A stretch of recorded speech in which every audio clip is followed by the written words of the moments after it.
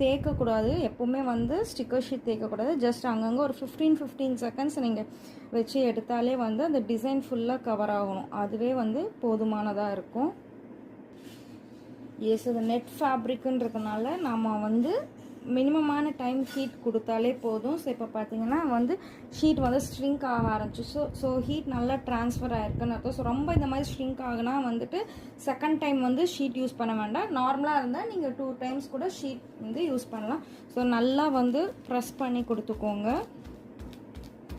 So இப்போ நம்ம ஸ்லோவாக ஸ்டிக்கர் ஷீட் எடுத்து பார்க்கலாம். இன்கேஸ் ஒட்டலைன்னா திருப்பி ஸ்டிக்கர் ஷீட் வச்சு அயன் பண்ணிக்கலாம். ஒரு எண்ட்லேருந்து தான் நான் வந்து எடுக்கிறேன். பாருங்கள், என்னோடய ஸ்டிக்கர் ஷீட்டில் வந்து ஸ்டோன்ஸ் எதுவுமே வந்து பேஸ்ட் ஆகலை. ஸோ நம்ம ஸ்டோன்ஸ் வந்து ஈஸியாக நம்ம நெட் ஃபேப்ரிக்கில் வந்து ட்ரான்ஸ்ஃபர் ஆகிருக்கு. நெக்ஸ்ட் ஸ்டிக்கர் ஷீட் வந்து டிசைன் மேலே டைரெக்டாகவே நீங்கள் வந்து வைக்கலாம். ஸ்டோன்ஸ் ஒன்றுமே வந்து ஆகாது.